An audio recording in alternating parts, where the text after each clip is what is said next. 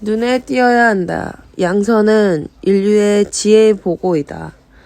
사람은 언제든지 그 보고를 자기 것으로 계승하여 나갈 수 있다. 라고 선인들은 말했다. 그러나 놀랍게도 세상에는 책을 읽지 않는 사람이 너무나 많다. 우스운 일이지만 실업가들 중에서는 신문이나 두세 종류의 실업 잡지 이외에는 아무것도 읽지 않으려는 사람이 많다.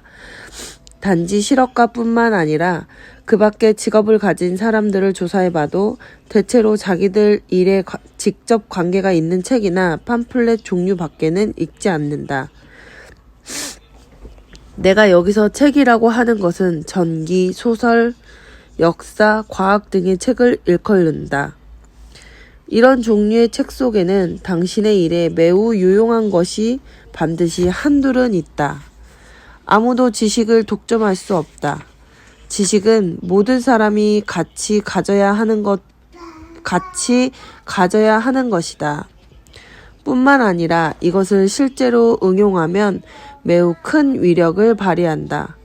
책을 많이 읽으면 읽을수록 자기의 생각에 자극을 주게 된다. 활동하는 사람에게 그 힘은 그만큼 증대한다.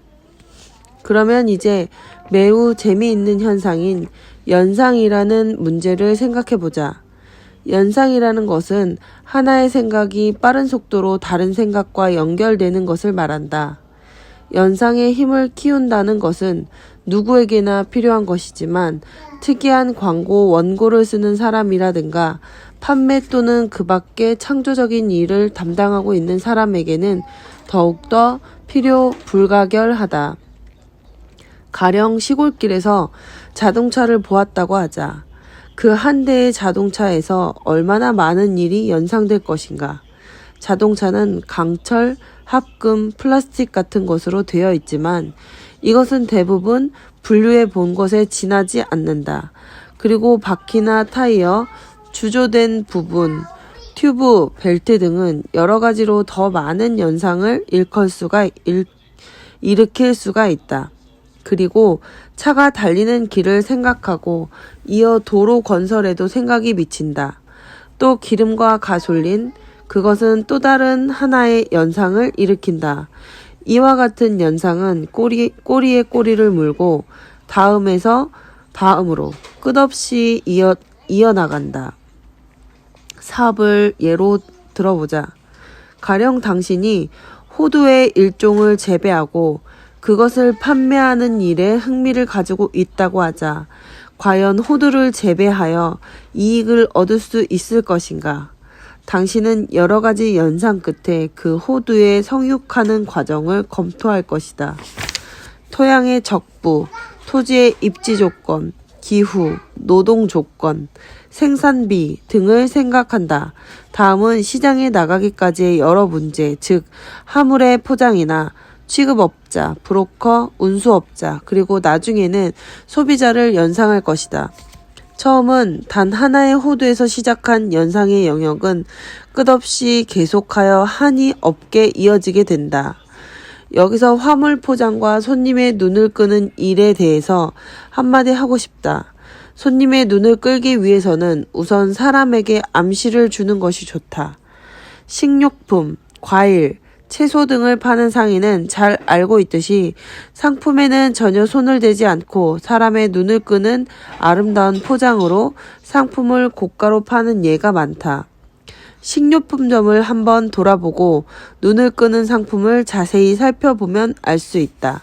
포장이 좋으냐 나쁘냐 함은 솜씨 있는 인류 요리와 평범한 요리 사이의 차이와 같다. 솜씨 좋은 요리는 눈길을 끄는 기술을 알고 있기 때문에 큰 접시나 작은 접시에 담은 요리를 아주 맛있게 보이도록 아름답게 차려낸다. 반면 평범한 요리는 그런 일을 염두에도 두지 않고 다만 되는 대로 접시에 담을 뿐이다. 전에 나는 샐러리 농장에 관계한 일이 있었다. 전쟁 전에 나와 소작인이었던 이태리 사람은 일본 사람과 경쟁하면서 도저히 이길 수 없다는 것을 이유로 소작 계약에 지대를 내는 것을 꺼려했다. 한편 일본인들은 포장을 잘하면 잘 팔린다는 것을 마치 본능처럼 잘 알고 있었다. 때문에 샐러리를 깨끗이 씻고 새 상자를 넣어서 아름다운 종이에 싸고 짧은 말로 샐러리의 품질을 찬양한 글까지 써붙였다. 나의 소자기는 주책 없는 사나이로서 상품을 씻지도 않고 중고품 상자에 넣어 팔면서 언제나 장사의 적수인 일본인이 시장을 빼앗는다고 투덜거리기만 하였다. 태평양 연안 북부의 과수원에서도 그러했다. 20-30년 전에는 배나 사과를 가득 담은 것이 겨우 20달러에 팔렸다. 그러나 보기 좋게 포장하고 시장에 보내는 수고를 빈틈없이 한 사람은 큰 재산을 모았다. 이 포장 문제를 당신 자신의 몸에 대해서 생각해보는 것도 좋다. 당신은 다른 사람의 눈에 매력을 느끼게 하는 힘이 있는가? 좋은 옷차림을 하고 있는가? 색채의 효과를 알고 있나? 당신의 모습이나 기분에 맞는 복장을 하고 있나? 당신의 외모는 평범한 많은 대중에서 무엇인가 특별히 뛰어난 좋은 특징이 있는가? 만일 위와 같은 점에 대해서 빠진 것이 있다면 인간으로서의 포장을 완전하게 하기 위하여 머리를 써야 한다. 흔히 세상에는 외모에 의하여 사람을 평가하는 것이므로 이 점을 특히 조심하지 않으면 안 된다. 예컨대 자동차 제조업이나 헐리우드의 미용사나 유명한 수요의 연출가들은 눈에 띄게 하는 힘에 대해서 잘 연구하고 있으므로 조건에 따라 상품의 포장을 교묘하게 할 수 있다. 그러므로 적당한 포장을 하고 게다가 그 속에 최고의 물건을 넣는다는 것에 마음을 쓰고 있다면 누구에게도 뒤질 걱정이 없는 훌륭한 사람이 될 수 있다. 그러나 외모로 나타난 당신과 마찬가지로 알맹이의 당신도 훌륭하지 않고서는 세상에 우수한 일을 할 수 없다. 즉, 이 두 가지가 완비되면 필승의 사람이 될 수 있다. 마음의 파동은 암시력을 가진다. 몇 해 전 나는 큰 소방서의 서장과 친하게 사귀게 되었다. 그런데 중년 신사인 그는 공포라는 것을 전혀 모르는 사람 같았다. 부하들은 이 서장이 귀신을 쫓는 기술을 알고 있다고 말하고 있었다. 어느 날 나는 그의 마음가짐을 참고 참아 알아보려고 정말 귀신을 쫓는 기술을 가지고 있느냐고 물으니 그는 웃으면서 그걸 기술이라고 할 수 있을는지요. 어쨌든 나는 숙명론자인 모양입니다. 그러나 나는 내가 여기서 서장을 하고 있는 동안 부상을 입고 죽는 따위의 일은 없다고 믿어왔습니다. 어떤 위험한 장소에 언제나 나는 내 둘레에 흰 동그라미를 긋죠. 그 동그라미 속에서는 어떠한 해로운 것도 들어오지 말라는 뜻이에요. 이것은 내가 어렸을 때 이웃에 살고 있던 인디언에게서 배운 비술입니다. 쓸데없는 미신이었겠지만요. 그 흰 동그라미 속에 있는 영광이 몇 번이나 나를 구해 주었는지 모릅니다. 하고 말하는 것이었다. 그는 정년에 이르기까지 근무하고 70살이 넘어서 조용히 생을 마쳤다. 또 위대한 야구 선수인 베이브 루스는 우선 공을 치기 전에 이번에는 어디로 친다는 공의 선언을 꼭 했다. 오른편으로 홈런을 친다든가 왼편으로 친다든가 하고 일일이 선언했다. 그리고 공은 그의 말대로 날아갔다. 어떻게 해서 그렇게 할 수 있었는지 본인 이외에는 아무도 모른다.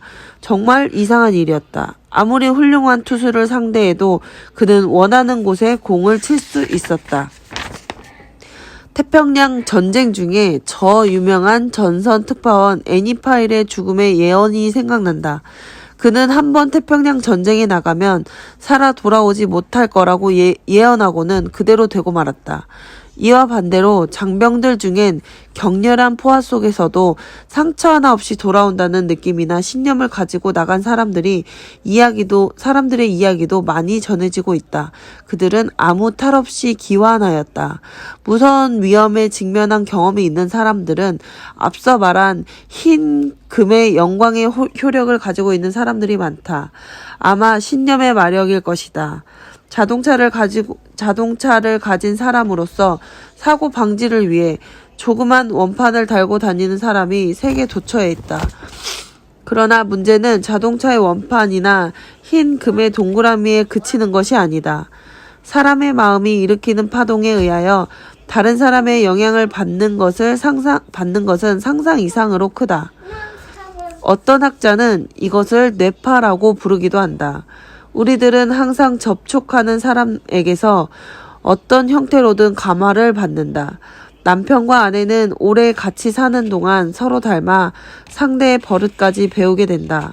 갓난아기는 어머니나 그 밖의 양육자에 따라 겁이 많게 된다든가 정서적이 된다든가 하여 그것을 일평생 가지게 된다. 애완동물, 특히 강아지 같은 것을 키우는 사람의 말에 의하면 동물은 주인의 정서에 감염되어 사납게, 순하게, 다정스럽게 혹은 유쾌하게 된다고 한다. 말하자면 가까이 접촉하는 사람의 마음의 모양을 그대로 담는다는 것이다. 또한 조심해야 할 것은 회사나 가정에 있어서 부정적이고 소극적인 사람은 그 주위의 분위기를 혼란케 한다는 것이다. 부정적인 경향이 강한 사람은 분위기를 해롭게 하지만 적극적인 성격을 가진 사람은 밝고 명랑한 분위기를 조성한다는 것이다. 그런데 이 두 가지가 맞부딪히면 나쁜 편이 이기는 일이 많다. 예를 들면 야만족들과 함께 사는 사람은 야만인이 되어버리기 쉽다. 열대지방의 정글이나 대농원이나 광산에서 일하는 영국 사람은 주위 사람의 영향을 입어 자신도 야만스럽게 될까봐 아침에 반드시 수염을 깎고 저녁에는 화장을 하고 야회복을 입곤 한다. 지극히 신경질적인 사람이 책임 있는 지위에 앉으면 그와 접촉하는 모든 사람이 신경을 괴롭히게 된다. 이런 것은 신경질적인 지배인이 있는 사무소나 상점에서 흔히 볼 수 있는 일이다. 간혹 이러한 정서는 회사 전체에 전염될 수도 있다. 결국 하나의 단체는 그것을 이끌어 나가는 사람의 그림자의 연장이다. 그러므로 단체를 원만하게 운영하려면 그 단체 속에 매우 우울한 경향의 사람이 있어서 경영자의 생각에 동조하지 않으면 그 어두운 부정적인 파동은 다른 사람에게 미쳐서 매우 큰 해를 끼친다. 이것은 상자 속에 한 개의 썩은 사과가 있으면 얼마 안 가서 그 속의 사과를 모조리 썩게 하는 것과 마찬가지이다. 한 여자가 울면 그 방에 있는 다른 여자까지 울게 된다. 한 사람이 웃으면 다른 사람도 웃는다. 한 사람이 하품을 해도 그 좌석에는 어느덧 하품이 전염된다. 우리들의 정신의 파동이 다른 사람에게 얼마나 영향을 미치고 또 우리들의 다른 사람의 그것에 얼마나 영향을 받는가는 상상 외로 크다. 만약 당신이 명랑한 사람이라면 어둡고 음울한 사람과 너무 오래 접촉하지 않는 편이 좋다.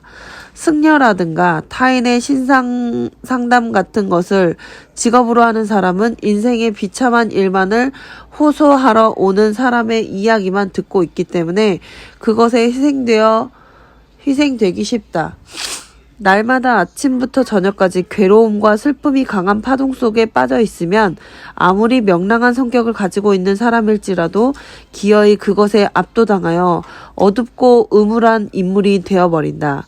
그러한 마음의 파동이 어떤 암시력을 가지고 영향을 미치는가 하는 것은 다른 사무소나 가정에 들어가 그곳의 분위기를 보면 곧 직감할 수 있다. 그 공기라 하는 것은 그 사무소에서 일하고 있는 사람이나 그 가정에 살고 있는 사람이 만드는 것인데 우리는 어쩐지 기분이 이상하다든가 불쾌하다든가 자리가 잡혀 있다든가 빈틈이 없다든가 하여 즉시 그 장소와 공기를 간파할 수 있다. 누구든지 그 장소와 공기가 싸늘하다든지 온화하다는 것쯤은 곧 느낄 수 있다. 의자와 책상의 배치, 전체의 색조, 벽이나 책장이나 장롱 같은 것이 그 방에서 살고 있는 사람의 생각을 파동으로 전해서 어떤 형의 사상을 가지고 있는가를 보여준다. 비록 아무리 그 집이 큰 저택 혹은 오막살이라 할지라도 그 집에 살고 있는 사람의 인격을 가리키는 열쇠는 그 파동이다. 웬만한 병은 정신력으로 낫는다. 당신은 책임을 지기 싫어하는 성질인가? 결단을 내리는 것을 두려워하는 성질인가?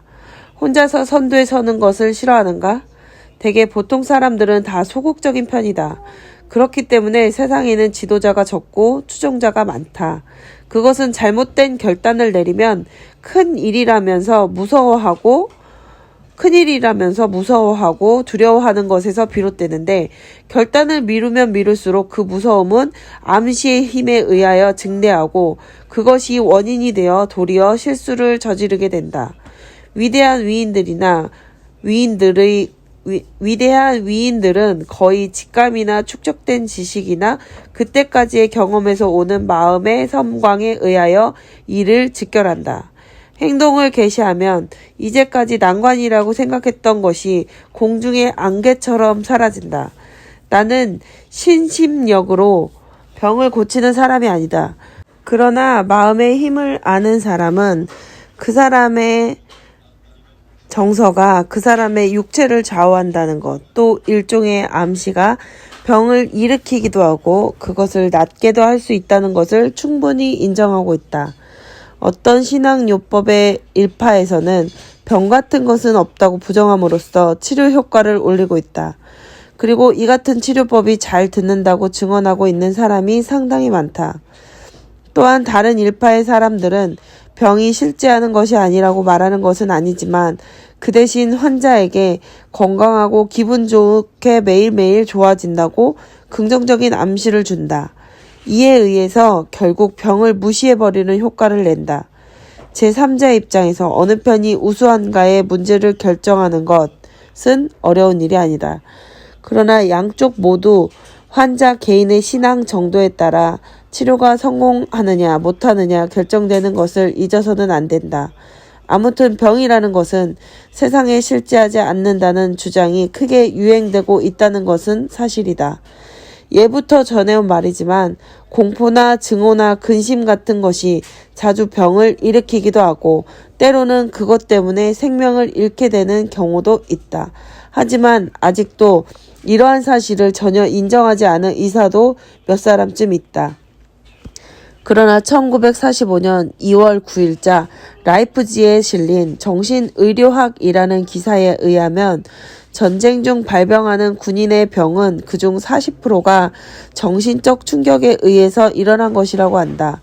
정신의료, 즉 정신의학과의 입장에서는 감정이 정신과 육체에 양쪽에 영향을 끼쳐 병을 일으킨다고 보고 있으며 이 치료는 정신요법과 의료 처치를 병용해야 한다고 주장한다. 이 기사에 의하면 가을 추수 때에 일어나는 열병인 해이회바,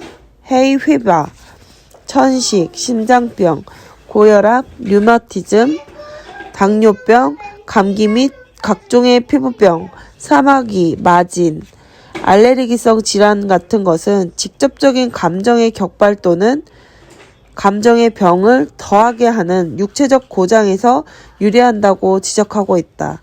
이 치료법은 감정의 동요를 일으키는 원인을 찾아내어 그것을 제거하는 방법을 쓴다.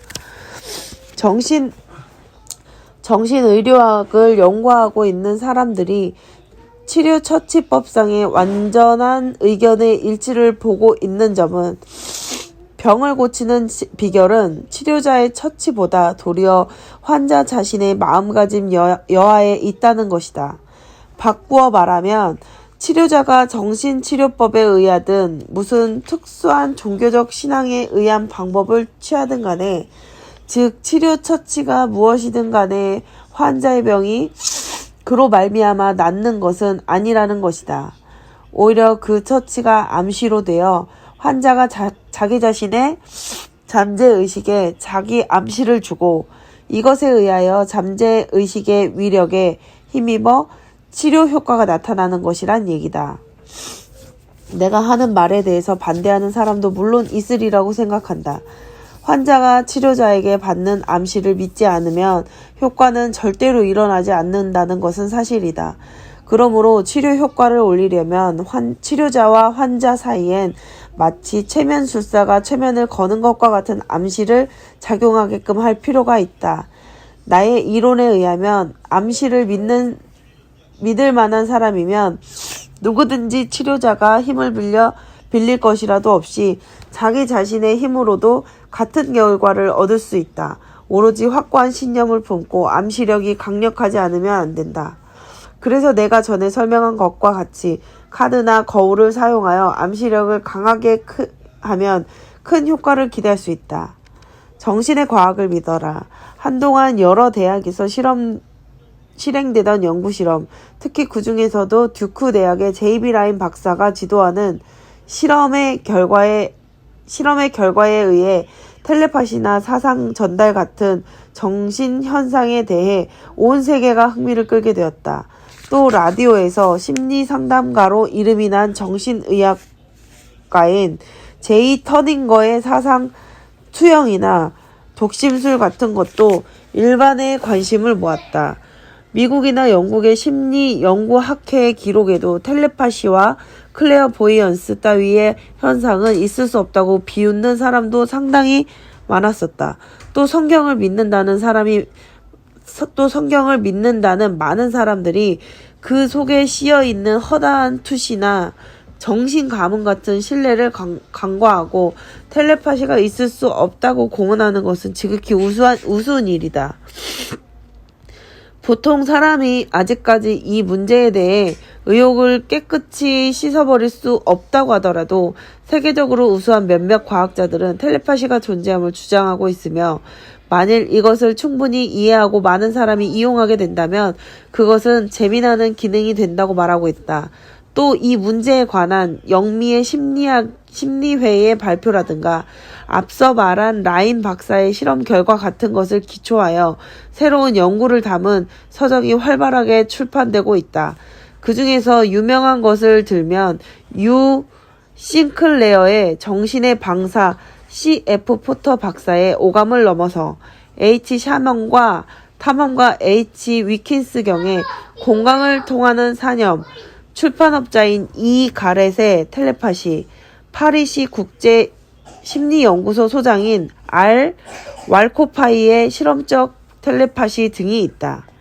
듀크 대학의 라인 박사의 실험 결과가 발표되자 이것은 우연한 기회에 그러한 결과가 나타난 것임에 불과하다는 반대 의견을 여러 간행물에 발표한 사람도 많았고 그것 때문에 막대한 돈과 시간을 낭비하면서 텔레파시 같은 것은 존재하지 않는다고 역설한 사람도 적지 않다.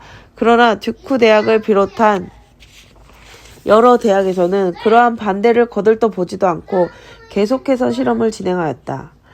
라인 박사의 실험 보고서 1946년 8월 25일 아메리칸 위클리지에 게재된 J.B. 라인 박사의 인간이 정신을 가지고 있다는 과학적 증명이라는 논문을 기억하고 있는 이가 적지 않으리라고 생각된다. 이 안은 박사의 논문이다. 인간의 정신을 과학은 어떻게 보는가? 이 문제의 해답은 당연 심리학의 범위이다. 이것은 심리학은 정신의 과학이기 때문이다. 그런데 여기서 놀라운 것은 인간의 정신에 관하여 탐구한다든가 이것을 이론화하는 일은 사실상 심리학의 문헌에서 깨끗이 제거되어 있다는 것이다. 많은 심리학자들은 비웃음으로 대할 것임에 틀림없다. 현재의 여러 학설에 따르면 모든 것은 물리적으로 설명하지 않으면 진리가 아니다. 정신은 영적인 비물질인 것임에 틀림없다고 생각되나 현재의 여러 학설에서는 그와 같은 것은 절대로 있을 수 없다고 주장하고 있다. 따라서 이상과 같은 생각, 즉 머리에서 독립되어 정신이 존재한다는 것은 미신 같은 생각이라 하여 아예 거들떠 보지도 않는다. 물리학의 법칙은 우리들이 심적이라고 부르고 있는 모든 것까지 설명할 수 있으리라고 생각한다. 물리학은 그러한 신념으로 자라왔다. 그리고 앞으로도 그런 방향으로 나갈 것이라고 믿는다. 그런데 인간이라고 하는 것을 물리적으로만 해석하면 근본적으로 전혀 설명할 수 없는 현상이 때때로 일어난다. 예컨대 친척의 한 사람이 죽기 직전에 무서운 꿈을 꾸어 잠을 깼다는 경험을 가진 사람이 흔히 있다. 그리고 그 충격적인 마음의 영상이 사실이었다는 것을 후에 알게 될 때가 종종 있다. 게다가 시간적으로 거의 틀림없이 들어맞는다. 더욱더 신기한 것은 죽은 사람은 1000마일이나 먼 곳에 살고 있었던 사람이다. 또한 몇 가지의 예에서 보듯이 꿈을 꾼 다음 몇 시간 뒤 혹은 며칠 후에 그 꿈과 똑같은 사건이 일어난 일도 있어 우리들이 가장 불가사의하게 느끼는 점이다. 더군다나 영감을 받기도 하고 혹은 심상에 나타나기도 한다. 물론 이러한 사건에 대하여 일반 사람들은 그런 감지는 단순한 우연의 일치겠지 하고 생각하는 것이 보통이다. 그런 아니한 생각에서 한 걸음 나아가서 그 이상 분명한 설명을 얻으려 하는 사람은 별로 없는 모양이다. 그러나 다행히도 소수의 사람들은 그 진리를 끝까지 밝혀내려고 노력한다. 그리하여 그런 형상을 많이 찾아서 연구해 나가면 그것은 우연의 일치라고 하는 피상적인 관찰만으로 처리할 수 없게 된다. 이것은 과학적으로 연구하는 방법으로는 말할 필요도 없이 이러한 현상의 배후에 과연 무엇이 숨어 있는가 하는 것을 발견하는 일부터 시작해야 할 것이다. 많은 사람들이 이와 같이 이른바 영적인 체험을 하는 것은 정신적이란 것이 공간이나 시간을 초월하여 작용한다는 것을 입증하는 셈이 된다. 그러므로 그때는 벌써 정신이 물리적 계통에 속하기보다 도리어 영적인 것이 될 수 있다. 바로 여기에서 정신이라는 것의 단서를 잡을 수가 있다. 물론 단서일 뿐 그 이상의 아무것도 아니다. 그러나 이로써 믿을 수 있는 확증을 잡는 데 필요한 첫 단계는 확보한 셈이다. ESP 실험은 이상과 같은 영적인 것을 대상으로 한 실험이다. ESP란 감각을 넘어선 감지의 약어로서 텔레파시나 클레어보이언스 등도 이 속에 포함된다. 다시 말하면 텔레파시나 클레어보이언스는 눈이나 귀 같은 우리들의 현재 가지고 있는 감각기관을 빌리지 않고도 사상을 감지하는 것이다. 텔레파시를 시험하는 방법은 가령 옆방에 있는 어떤 사람이 마음속으로 생각하고 있는 트럼프의 표라든가 숫자라든가 그 밖에 어떤 기호를 알아맞히느냐 어떻냐를 실험하는 일이다. 클레어보이언스의 시험은 이와 반대로 대상 그 자체, 즉 카드 그 자체이다. 즉 물건 그 자체를 보지 않고 피실험자가 인지하고 알아맞히는 것이다. 한마디로 말하면 텔레파시는 다른 사람의 마음의 상태의 ESP고 클레어보이언스는 물체의 ESP이다.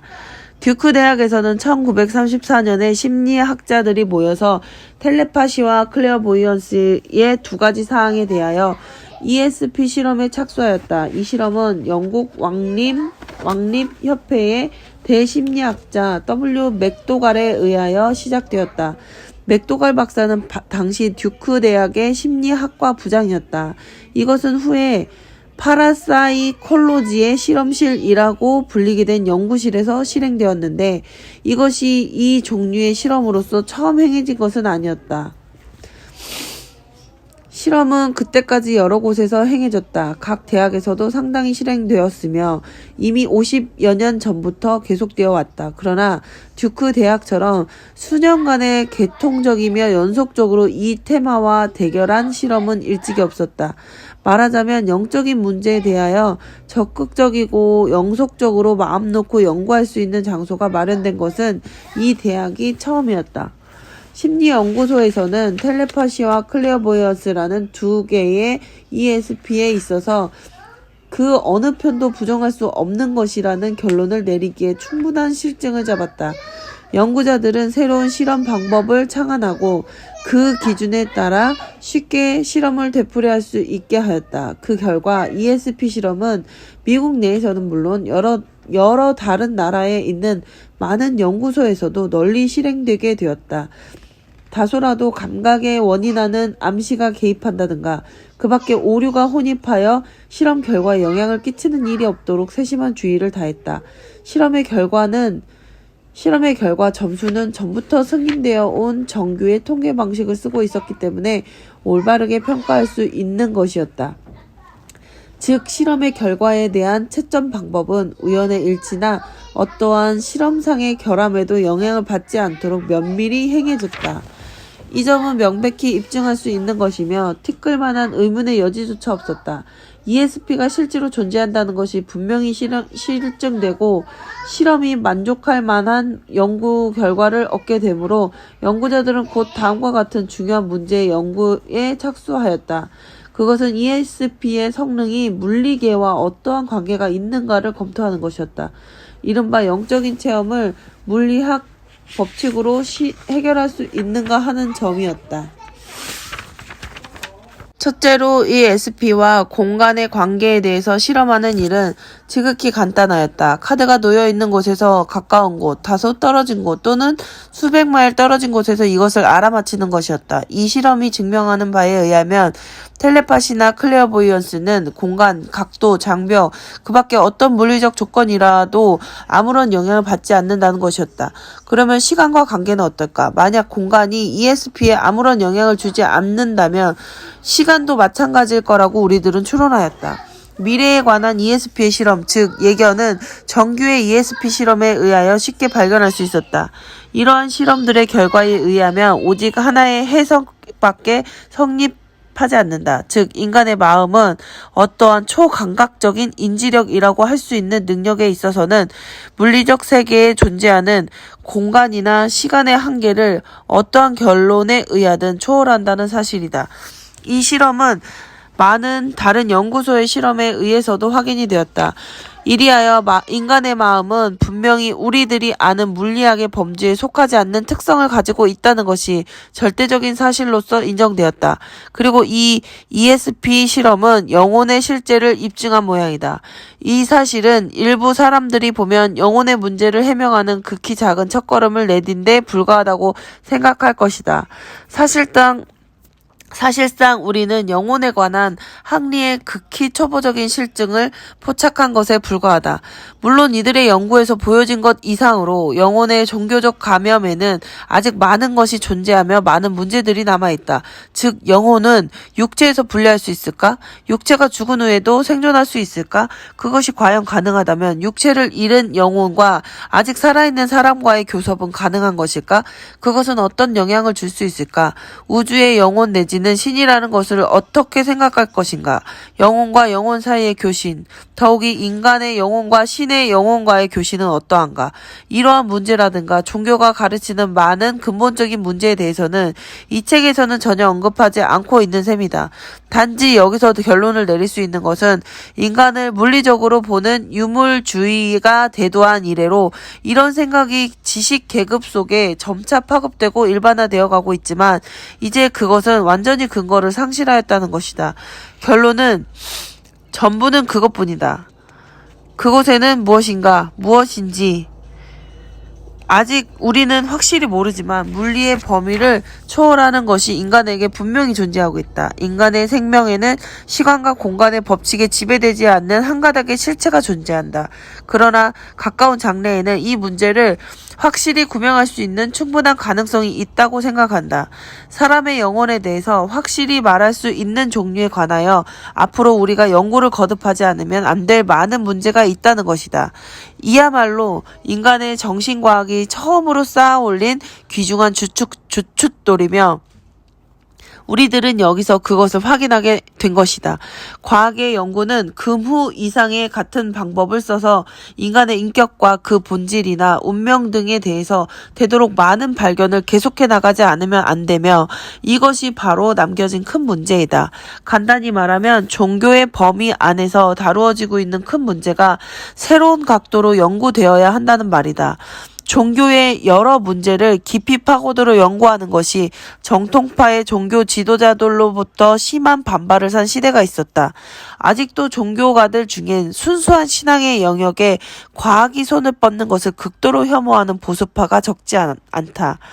물론 가장 깊은 신앙심을 가진 현대의 남녀 가운데도 인간의 마음에 관한 문제에 관해서 구체적인 지식을 얻고자 갈망하고 있는 사람들도 적지 않다.